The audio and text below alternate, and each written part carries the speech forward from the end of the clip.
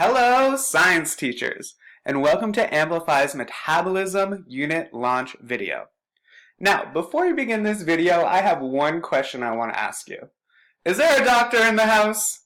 You may have thought that you were just watching a unit launch video, but by the end of this video, you are going to feel like you just graduated from medical school. I can't wait to go through all the awesome things about this unit, so let's jump right in. Before we start, I'd love to introduce myself. My name is Liam. I teach 7th and 8th grade science in Boston, Massachusetts. Now, before we begin, make sure that you've read and annotated the unit overview, unit at a glance, and standards. Make sure that you've read and annotated the science background knowledge. And make sure you've printed out the unit internalization guide, you have a pen or pencil, and you are ready to go. Woo-wee! Let's jump right in. Throughout this unit, we're trying to answer this big unit question. What is causing ELISA, a young patient, to feel tired all the time? Before we answer this question though, I want to tell you why this unit matters. This unit matters because students learn what our bodies need to stay healthy and continue to function properly. This unit also gives a taste, and yes, that pun is intended, of what being a medical student is like. Throughout this unit, students are going to be learning and practicing skills that we see doctors, nurses, nutritionists, pediatricians, I could go on and on. The skills that we see them using every day, our students get to experience those skills in your classroom. And lastly, this unit is super relevant. You're going to hear students talk about, did they have enough glucose today? Maybe they ate too much protein. Maybe they're not experiencing enough cellular respiration and that's why they're feeling so tired.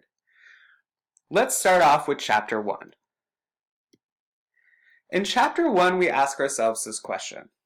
Why does ELISA feel tired all the time? You might be asking yourself, who is this ELISA person? Well, let's find out. In Chapter 1, you start off with taking your pre-unit assessment. The next day, you then begin Lesson 1.2. And this is when, I know, I can't believe it, you thought this day would never come, but your babies are actually starting medical school, and they're going to learn so much. Also in this first chapter, they're going to meet who ELISA is, who is a patient who's been admitted into the hospital because she's been feeling tired for months, and no one can figure out why. Additionally, in this unit, students will be introduced to this amazing simulation which really shows how our body takes in food and air from the outside world and breaks it down into the molecules that we need. Additionally, students will read an article explaining to them what our cells need to be able to function properly, to help us understand if ELISA is getting those molecules to better understand why she's feeling this way. We are going to look at different evidence that we gather from ELISA's journal to help us figure out, is she feeling tired because she's not sleeping enough? Is she feeling tired because she's not eating enough? Or is she feeling tired because she has a medical condition? Now, we won't find that out at the end of Chapter 1, but at the end of Chapter 1, students will have mastered this key concept, which is that a functioning human body has molecules from food, glucose and amino acids, and molecules from air, oxygen, in its cells. This is our Chapter 1 Progress Build 1. By the end of this chapter, students will know that cells in the body need oxygen, glucose, and amino acid molecules from the outside to be able to function properly. This is your first Chapter 1 focus task assessment.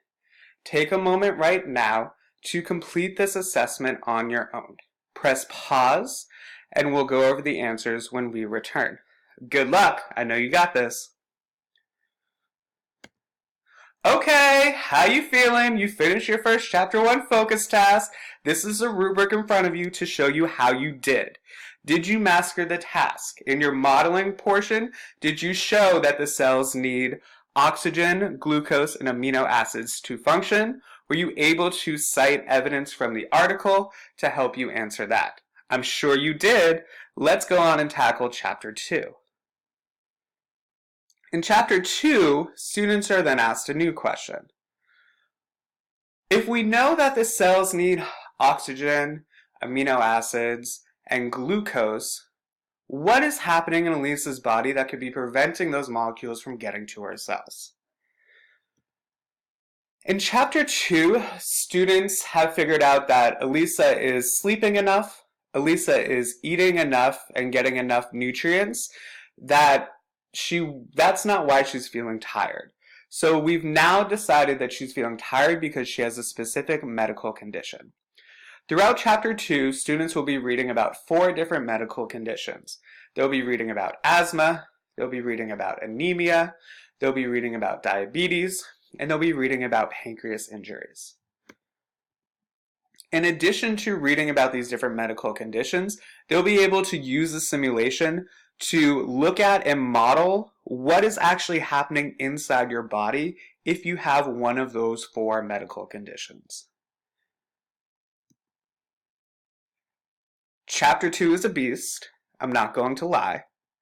So take a moment right now and look at the key concepts that your students will be learning by the end of this chapter. When you're ready, you can continue.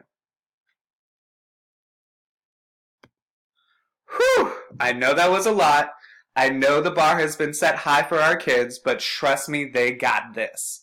And by the end of Progress Build 2, students will know that systems in the body work together to take in, break down, and deliver needed molecules to the cells.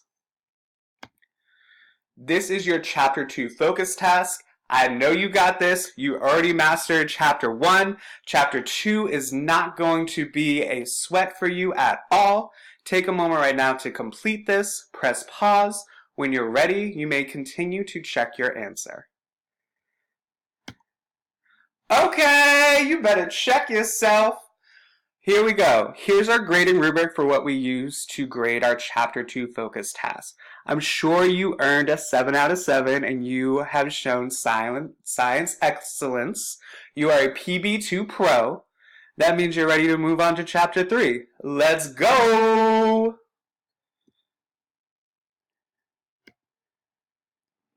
Before we do though, make sure you check your exemplar to what we have here on the screen so that you know how to best serve your kids. Alright, now Chapter 3. How do molecules in the cells of the body release energy? So, by the end of Chapter 2, we actually have decided and determined and diagnosed ELISA with having diabetes, and that is why she's feeling tired all the time. However, we also need to figure out, though, how are having diabetes affecting ELISA's body and cells' ability to release energy? Chapter 3 is where we'll be able to answer that question. In Chapter 3, students start off by doing an activity where they start learning about their heart and breathing rate, right? Everything our bodies do require energy, and we need to understand where that energy comes from.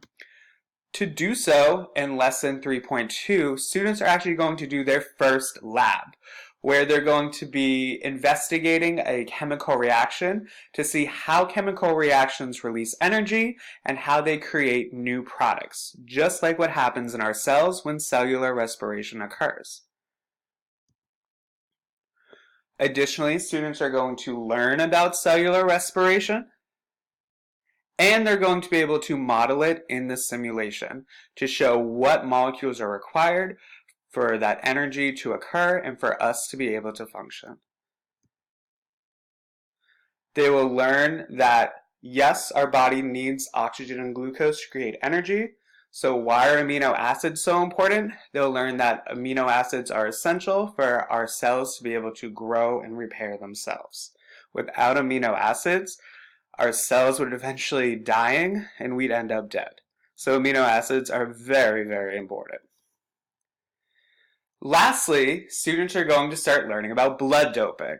This gets really intense because we start learning about an illegal way to enhance your performance that is different from the most common process, like using steroids and things like that, blood doping really invests our kids and gets them super excited for our Chapter 4 science seminar. This is an example of the simulation of a modeling activity where you show what happens in the body when someone is blood doping. I promise you, students are going to nerd out about this topic. However, before they can nerd out in Chapter 4, they also have to show mastery on these key concepts.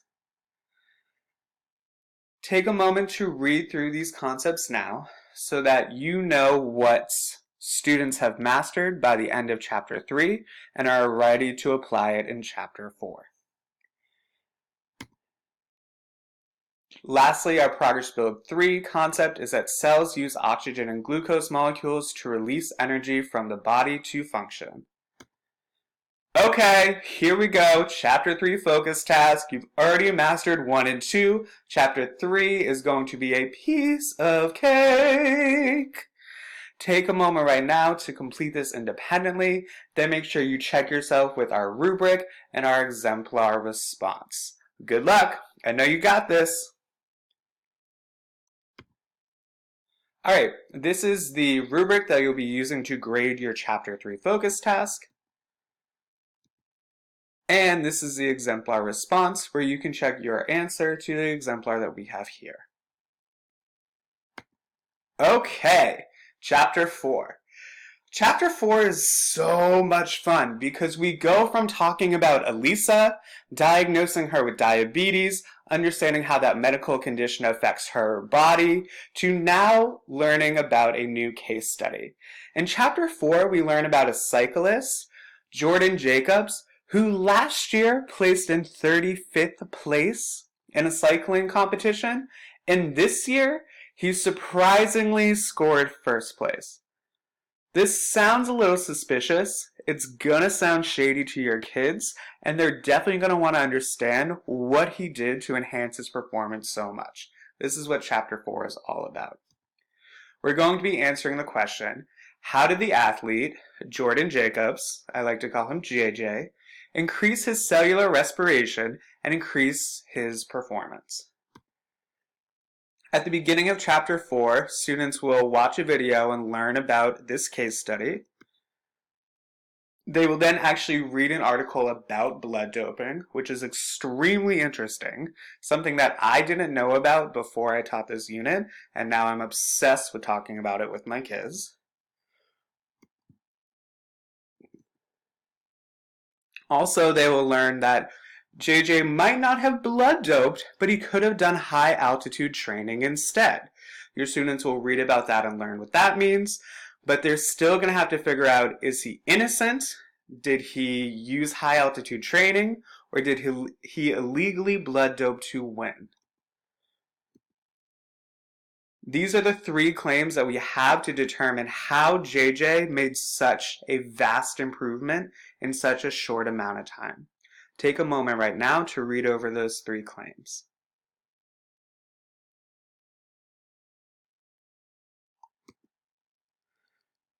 Before the science seminar, we'll determine that JJ has either been blood doping or he was using high altitude training to enhance his performance.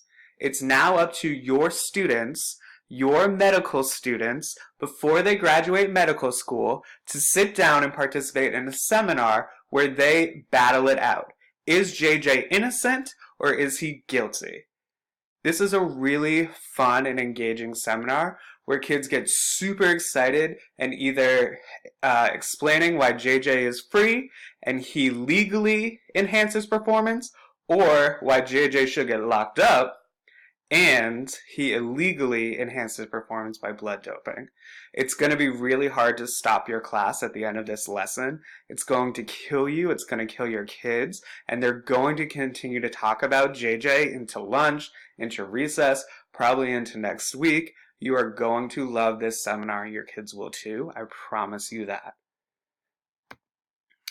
This is the final Chapter 4 task that your students will be answering. where after the seminar they'll actually be taking their final stance and writing their argument about how JJ was able to increase his cellular respiration and improve his performance. It's your turn right now to answer this question on your own. What do you think? Did he blood dope? Was it high altitude training? I'll be curious to see what you say. Pause now so you can complete this task, and then click to the next slide so that you can use the rubric and check our exemplar response. This is our rubric that you can use. And these are examples of exemplar responses, taking both sides on whether JJ was blood doping or whether he was using high altitude training.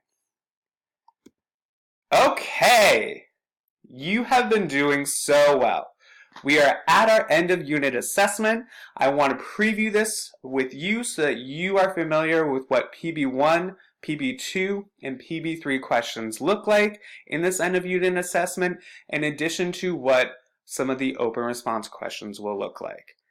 I know you got this. You are so close to graduating medical school, I might as well call you a doctor. But before I can do that, let's make sure you know your stuff. Take a moment right now, read this first question, answer it on your own, and when you are ready, click Next, and I'll show you the answer on the next slide. All right, drum roll please. And the correct answer is C. Make sure you check your answer with the progress build, explaining that the body can function when the cells of the body are getting and using molecules that come from outside of the body. From the food we eat and the air we breathe, oxygen, glucose, and amino acids are molecules the cells need to come from outside of the body. All right, we're 1 for 1. Let's see if we can go 2 for 2. Take a moment right now, read our Progress Build 2 question. When you're ready, click Next, and we will see if you are correct. Good luck. I know you got this. All right, drum roll, please. And the correct answer is A. You knew it. Exactly. A is the correct answer. Make sure that you look at our Progress Build 2 explanation so you know why A is correct. The digestive system breaks down starch and protein molecules from food into glucose and amino acids, and then the circulatory system transports these molecules to these cells. All right, we're 2 for 2. Let's make sure we can go 3 for 3. Here's our Progress Build 3 question. Take a moment right now to read through this. Don't get tricked. Take your time. When you're ready, we will go over the answer. And let's see what the answer is. It is C. Check your answer with the progress builds. Cells can use these molecules to release energy for the body to function. When glucose and oxygen molecules are both in a cell, they undergo a chemical reaction called cellular respiration, and that's what releases energy. Cells use the energy released in cellular respiration to function, which allows the whole body to function. Whew! All right, 3 for 3. We're almost there. I want to just show you what an exemplar open response looks like. This is a question that students will see during their end of unit assessment. Take a moment to read through it and come up with an answer on your own.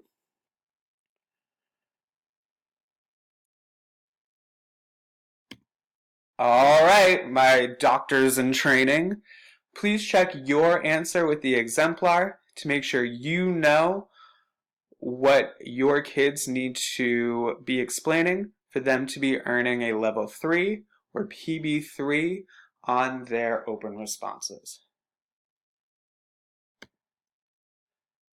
Teachers, doctors, graduates, medical students, thank you for taking the time to go through this video with me. I hope that you found this helpful. I hope that you have a better understanding of metabolism in the human body, because I know when I finished teaching this unit, I sure did. Thank you for all that you do, and the time that you took to internalize this unit will only help your kids succeed further in the future. Lastly, final steps for KIPP teachers. Make sure that you finish taking the entire end of unit test, not just the questions that we went through in this video. Complete your unit internalization guide. Submit the unit Google form to kipsd.org. Calendar out your unit. Prepare vocabulary and anchor charts. Anchor charts are going to be so helpful in this unit, especially showing what the different body systems look like. Make sure you organize your kits and materials, and then start preparing and rehearsing your lessons. I'm so excited to see what great success you and your students will have. Thank you for your time, and I hope that you've enjoyed this video.